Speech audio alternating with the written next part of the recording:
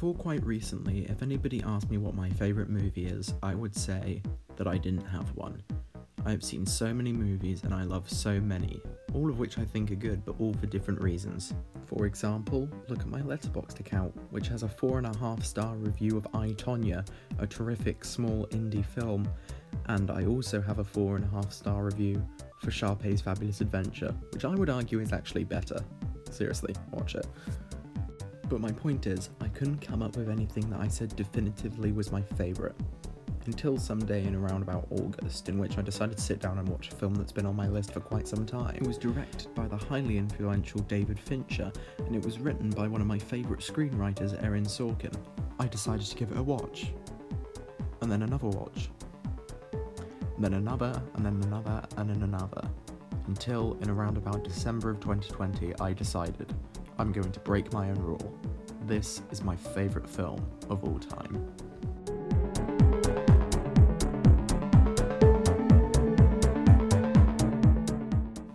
I don't know how long this video is going to be because this movie is the single most quotable and well looking. I know the scene and I know the context just from the shot. It is the best looking, just best made film I have ever seen. And the best thing that I've found to sum this up? Well, this is Mark Zuckerberg in the film.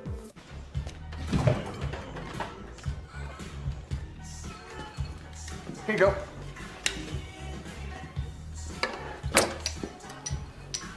Sharon? I'm so sorry. No problem. I didn't know you were gonna. Here you go. No, wait.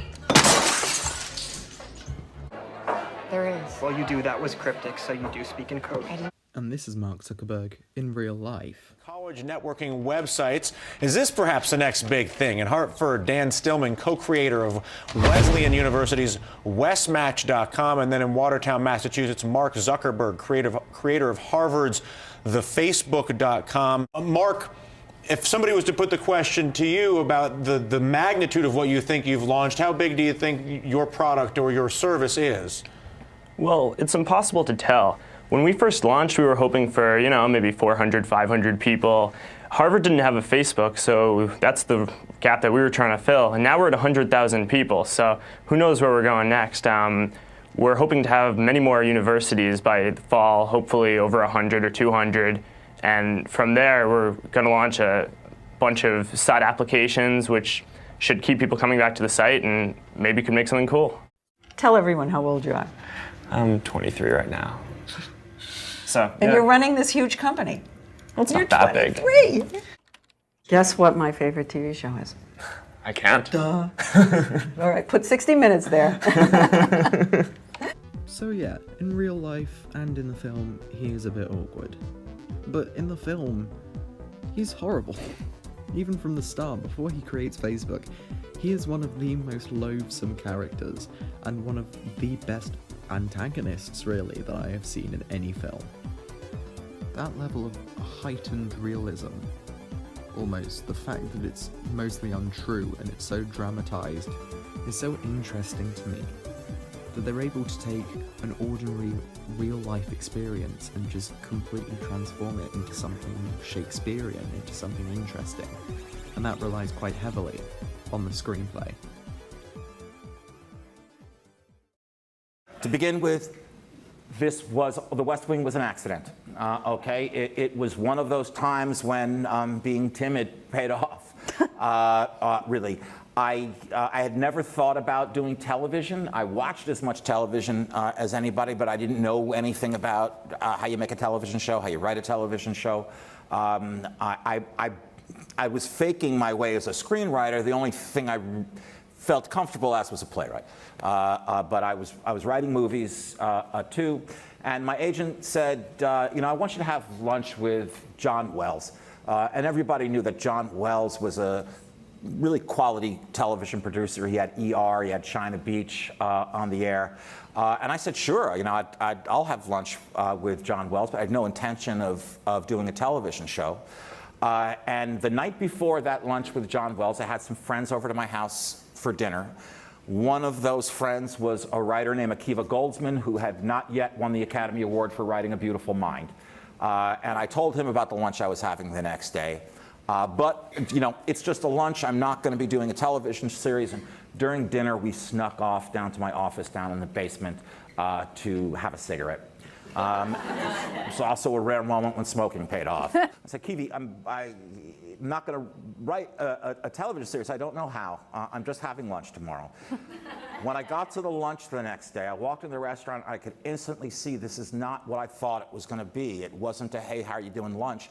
John had come with several executives from Warner Brothers, several agents from CAA. And I sat down, and John said, so what do you want to do? And instead of saying, I think there's been a misunderstanding, I don't have anything to pitch, I said I want to do a show about senior staffers at the White House. I like your show. I like how you call homosexuality an abomination. I don't say homosexuality is an abomination, Mr. President. The Bible does. Yes, it does. Leviticus. 18:22. Chapter and verse. I wanted to ask you a couple of questions while I had you here. I'm interested in selling my youngest daughter into slavery, as sanctioned in Exodus 21:7. She's a Georgetown sophomore, speaks fluent Italian, always cleared the table when it was her turn. What would a good price for her be? While thinking about that, can I ask another? My chief of staff, Leo McGarry, insists on working on the Sabbath. Exodus 35:2 clearly says he should be put to death. Am I morally obligated to kill him myself, or is it okay to call the police? Here's one that's really important, because we've got a lot of sports fans in this town. Touching the skin of a dead pig makes one unclean, Leviticus 11:7. If they promise to wear gloves, can the Washington Redskins still play football? Can Notre Dame? Can West Point? Think about those questions, would you? One last thing. While you may be mistaking this for your monthly meeting of the ignorant tight-ass club, in this building, when the president stands, nobody sits. That was a clip from one of my favourite TV shows, The West Wing, and having seen that, it's probably quite clear as to why it's so good. It's a show about the president, and essentially, and the people around him, but it really put Aaron Sorkin on the map, and it really elevated him above his previous status, which was a good playwright. He made it with some really talented people, including Martin Sheen and Clark Gregg. He essentially launched the career of Clark Gregg. I don't think you understand what I'm saying. This is Clark Gregg. Anyway, I'm going to make a video on that some other time, but yeah.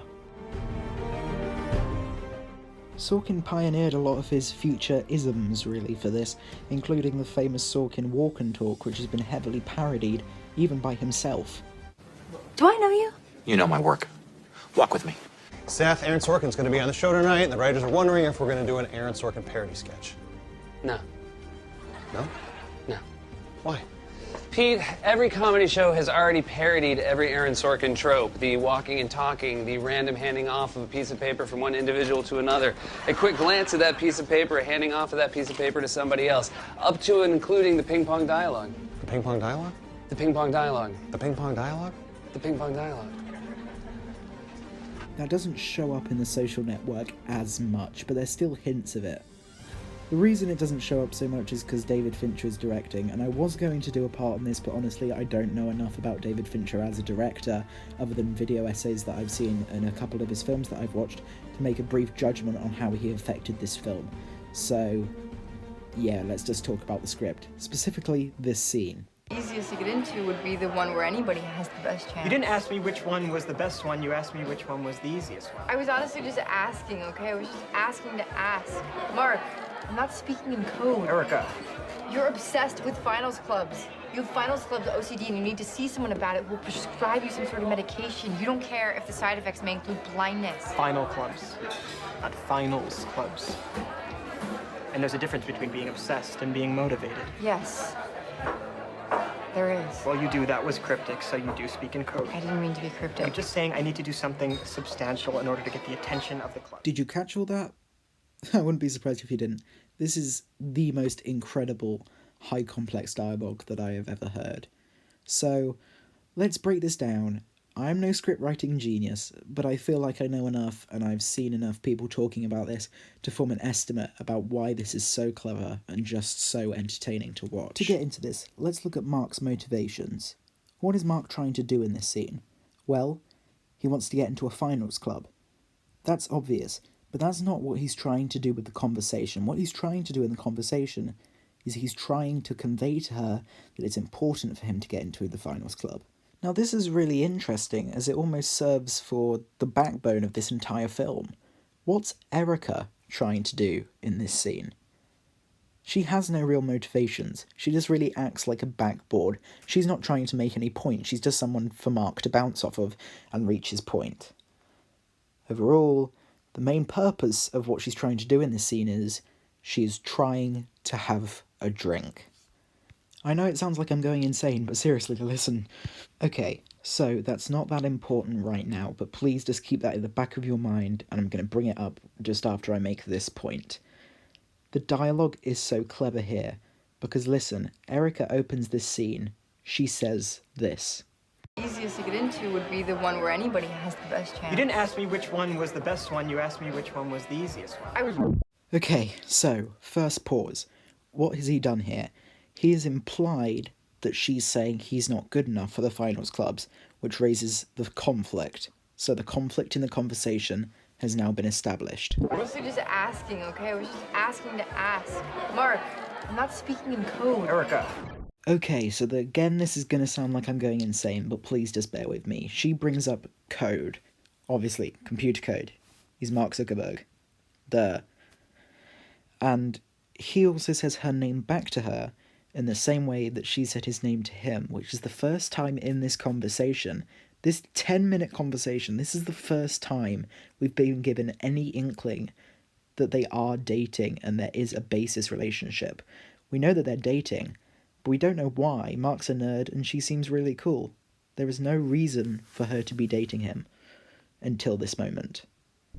You're obsessed with finals clubs. You have finals clubs OCD and you need to see someone about it who will prescribe you some sort of medication. You don't care if the side effects may include blindness. This is a funny, witty line that delivers exactly how she's feeling, which is made all the better, funnier, and wittier by what he says next. Final clubs, not finals clubs. And there's a difference between being obsessed and being motivated. Again, another funny, witty line, made all the funnier and wittier by what she says next. Motivated. Yes, there is. Well, you do. That was cryptic, so you do speak in code. God, this is a good movie. And we're literally, geez, this is just the script in the first scene. There's 2 hours of this that you could just watch. It's on Netflix. Please, go and watch this. Anyway, this is our first callback. Aaron Sorkin loves callbacks, and this is the first one that he has in this conversation, calling back to what she said about code, re-establishing that chemistry, but giving it a new aspect of danger and menace. I mean to be cryptic. I'm just saying I need to do something substantial in order to get the attention of the clubs. And that's the premise of the film. In this 38-second clip, Aaron Sorkin has introduced these two characters perfectly, set up their relationship, set up the fact that there's tension, set up the fact that they're probably going to break up, made it a believable relationship so when they break up it actually feels like there was something there before, and he's also set up the whole plot of the movie.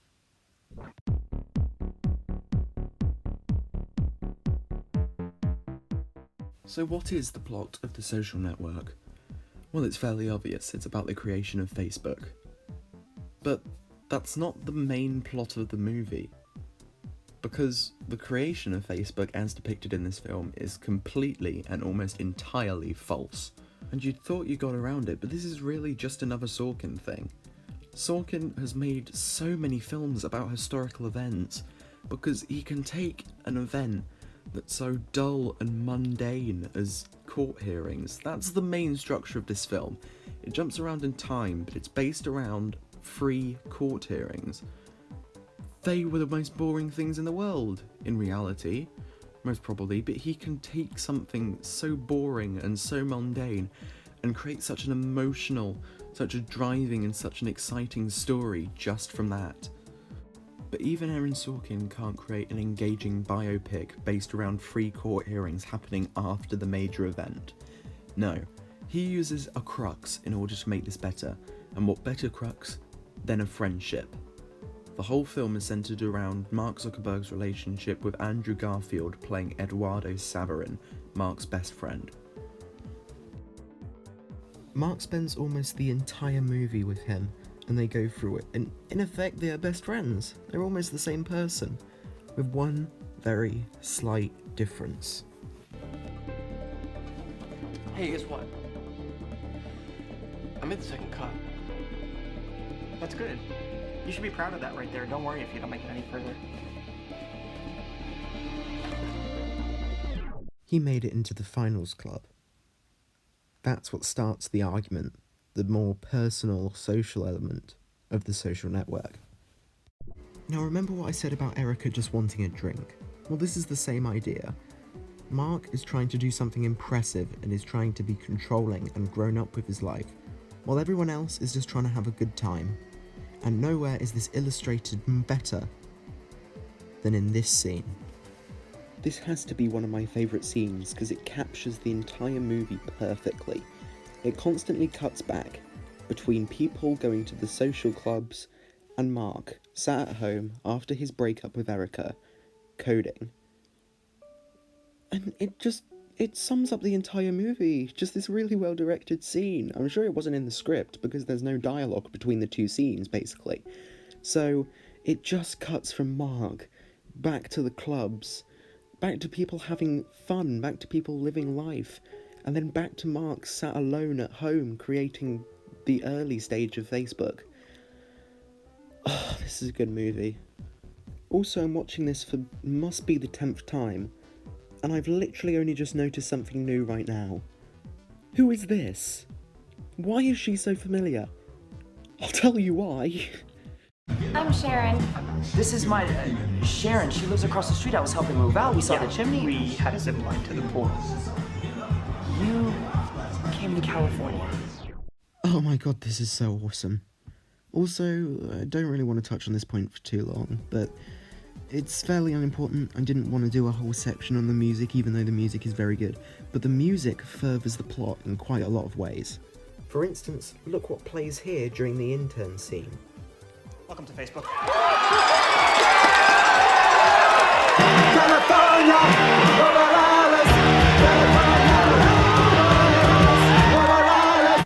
And what happens next? Mark moves to California, and look what plays while they're there.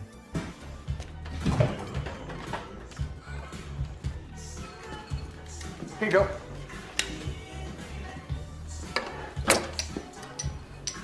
Sharon? I'm so sorry. Anyway, the plot in this film is incredible. But about Eduardo and Mark, it all culminates in these two fantastic, infamous scenes. I'm gonna call you back. What's up? What's up? Mark was supposed to pick me up at the airport an hour ago. I've been calling his cell. He was on a 36-hour coding tear, so we took a nap for a couple of hours.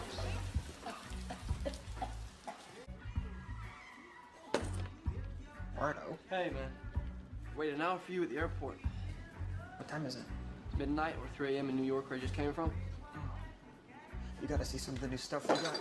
Hey, Dustin, show him the wall. I'm just calling it the wall. Forget the wall. Tell him about the meeting I've got set up. You know Peter Thiel? Nope. No reason you should. He just runs a $2 billion hedge fund called Clarion Capital. Why is he setting up meetings? Thiel might want to make an angel investment. I don't care if he's an actual angel. Why is he setting up business meetings? You've had a long flight. No, had a long wait on the tarmac at JFK, and then a long way to the passenger loading and unloading zone at SFO, and in between there was a long flight. I'm the business end of this company. He is a house guest living here rent-free on a very generous grant from the Eduardo Saverin Foundation. You want to talk to me alone for a minute? Sure. No, you're not. How's it going? How's the internship? How's Christy? How's the internship? Mark, Jesus, I quit the internship. We talked about this on the phone. I quit my first day. I do remember you saying that. I did not want that guy representing himself as part of this company. You gotta move out here, Eduardo. This is where it's all happening. Did you hear what I just said? The connections, the energy. Mark, you got it. I'm afraid if you don't come out here, you're gonna get left behind. I need you out here. Please don't tell him I said that. What did you just say? It's moving faster than any of us ever imagined it would. It's moving did you- fast. what did It's you moving mean? fast, and Sean thinks that we. Sean may is have- not part of this company. We have over 300,000 members, Ryder. We're in 160 I'm aware of schools, that. including 5 in Europe. I'm aware We of need more that. servers Mark, than I I'm the ever expected. CFO. We need more programmers, and we need more money, and he set up the Teal meeting. He set up meetings all over town. Set up other meetings. Yes. Without me knowing anything about. You're in New York. I'm in New York riding subways 14 hours a day trying to find And advertisers. how's it going so far?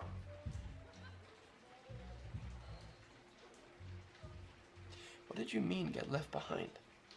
It's clear that their issues have become too big and they have fallen apart, and the wedge between them is Sean Parker, which all comes to blows in this now infamous scene. Mr. Sapp. Mark! Mark! He's wired in. Sorry? He's wired in. Is he? Yes. How about now? You still wired in? Full security. You issued 24 million new shares of stock. You were told that if new investors How came much along... were your shares diluted? How much were his? You signed the papers. You set me up.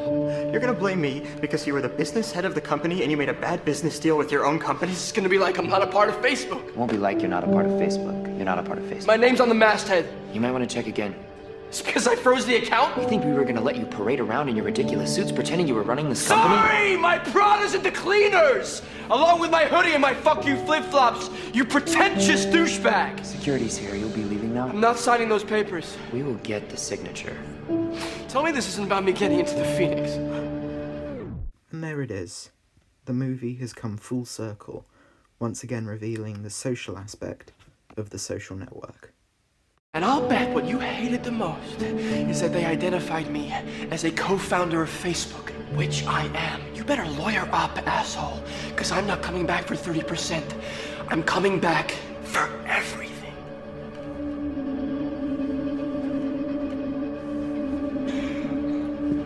Get him out of here. It's okay, I'm going. Hang on. Almost forgot.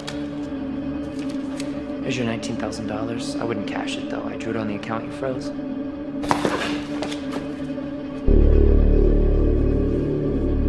I like sitting next to you, Sean. Makes me look so tough.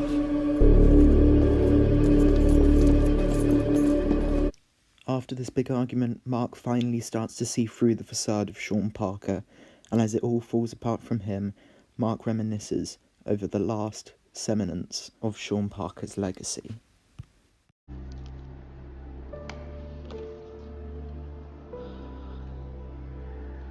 You're gonna hand him a business card that says, "I'm CEO, bitch." That's what I want for you. So where the hell is Eduardo?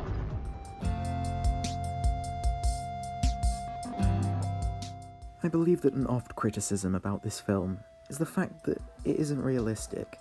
It's fake, it didn't really happen. In my opinion, that makes it better, because it shows the level of storytelling that Aaron Sorkin has to create a story as compelling as this. And also, I wouldn't be interested if this was realistic, because this was a really, really boring story. And to be honest, I think I can pick out the person who summed it up worse. See if you can guess who it is. Okay, 2 more questions, then we'll open it up to the audience. So Ron also asked the audience how many of you have seen The Social Network, and most people have. So, I haven't seen it, but I wanted to ask you if that's the picture that people have in their head about what happened at Facebook, what's the real difference? What is the biggest difference about what actually happened? I mean, where do you want to start? One of the biggest ones. I mean, I don't know. It's interesting what stuff they focused on getting right. Like every single shirt and fleece that I had in that movie is actually a shirt or fleece that I own. So there's all this stuff that they got wrong and a bunch of random details that they got right. The thing that I think is actually most thematically interesting that they got wrong. But they didn't get it wrong. They made it a movie. My favourite movie. Hey, baby.